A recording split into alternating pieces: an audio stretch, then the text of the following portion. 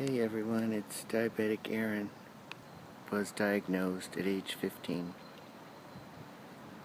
I went on a 3-week backpacking trip, and at the end of the trip, and we had a food drop. This was in the high Sierras around Yosemite, and I was feeling kind of sick, it wasn't really like a normal sickness, and it just felt like I ate the food and I didn't feel full. It was kind of a weird feeling. It was dinner, and this was out in the woods. But when I came home and got down to being really skinny, the swim team teacher said, "So you either start swimming faster or don't come back." And so I went home and I was like, "Well, that was as fast as I could swim, so I'm not going back."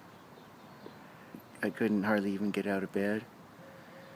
And so they took me up to the hospital and gave me some insulin, so that cured me.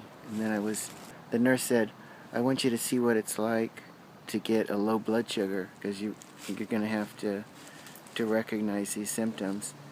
And then, so I ended up getting like a real mild low blood sugar. And so she said, "Okay, and so that's what it's going to feel like." And the other person in the hospital room with me was, he had broken his leg or something like that. But so he was going to recover completely. And so that was it. And then when I went back to school, then the swim teacher found me and said how sorry she was, and she would work with me personally and stuff, and she was just really upset with herself for having like called me like that. But I don't know, that didn't bother me that much. But I didn't feel like I could swim. And then, but I joined the track team, and then like a couple years later, and I became too fat to run good. I went to Bearskin Meadows diabetes camp. They put me in first as like a counselor in training, and then the second week I was a full counselor, and I was really popular with the kids, so they had me teach the class on like how to calculate the carbohydrates, and because nobody really wants to go to that class. I did these 3-week-long summer trips.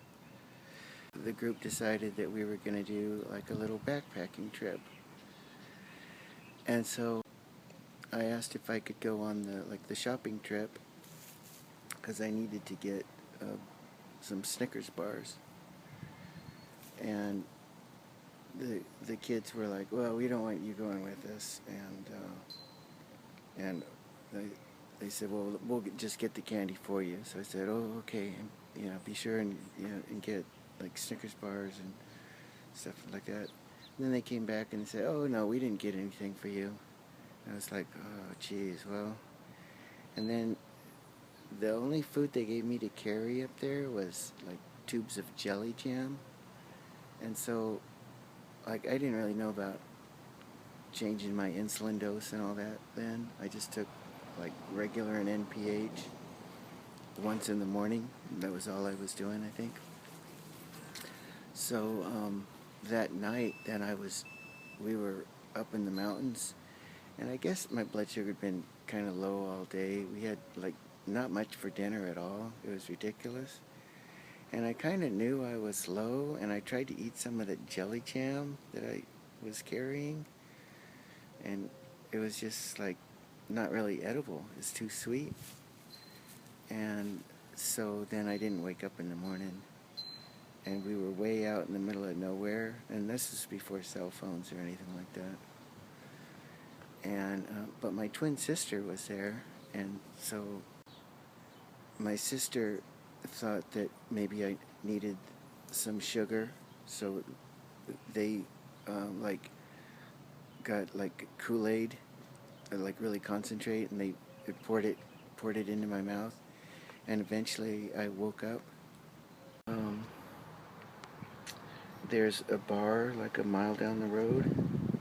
When we were walking back, and I couldn't keep walking because my blood sugar was low, and my friend just, well, so-called friend, just abandoned me, and later he said he thought I was just goofing or something, and but my blood sugar was really low, and so I passed out on like the sidewalk, on like the grass area, and then this police officer woke me up, and I started walking, and I couldn't figure out where I was. It was it was so weird, and I ended up walking and walking, and I couldn't think clear enough to figure out where the heck I was. But I knew I lived somewhere around, and then I don't know where I'm going, and I know it's like I had glucose in my pocket, and so then I finally like, oh, I'll eat some glucose, and then that brought my blood sugar up to where I was like, oh, okay, now I know how to get home.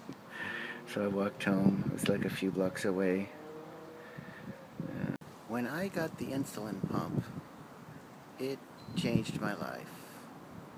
I no longer had to eat a high protein diet, the rapid onset insulins, and so at one point I had to go see a dietitian because I was so anti-eating carbohydrates, and I found that I would, take the insulin and get a low blood sugar like after eating. Um, then another thing I did was I was always like, wow, with an insulin pump, I can go without eating a meal. I didn't have to follow the like at 8 o'clock every morning, and I have to get up at the same time every single day. And uh, so I fasted for almost 2 weeks. I had little bits of juice at the beginning while I was tapering down my basal rate, and I needed to keep doing that. I needed to keep it so where I was having a little bit of juice every day, because then when I finally got to where I had so little insulin and I didn't need juice, I think I didn't keep it like at like a really good like 90, and it was amazing how steady, because I had the pump. I was like, well, I haven't been able to do physical work, but I thought, well, now I can like have a variety of exercise. So I changed my career. I went into construction work, and I even worked on a nuclear power plant, and I got a low blood sugar in containment where it's like nuclear particles and stuff, and you can't take food in there. I ended up like asking my coworker to help me get out, but I ended up blacking out, and so they took me out of containment without, because you wear those uh, garments and everything that gets thrown away, but they took me out without what they called containment of nuclear particles, so they were all scared that maybe they had contaminated like the wider world. Anyway, but it's good that then they never sent me back into containment. There was work outside of containment, and I'm glad, because and I've got enough to worry about, because when I was 20 years old, I worked with asbestos, but only for 3 months, because I was getting these low blood sugars at work, and so I wasn't like, because it was my first like physical work experience, and so that was the last time that I did physical work until like 13 years ago, when I'd had the insulin pump for about five years or so. So that's it for so far. Talk to you next time.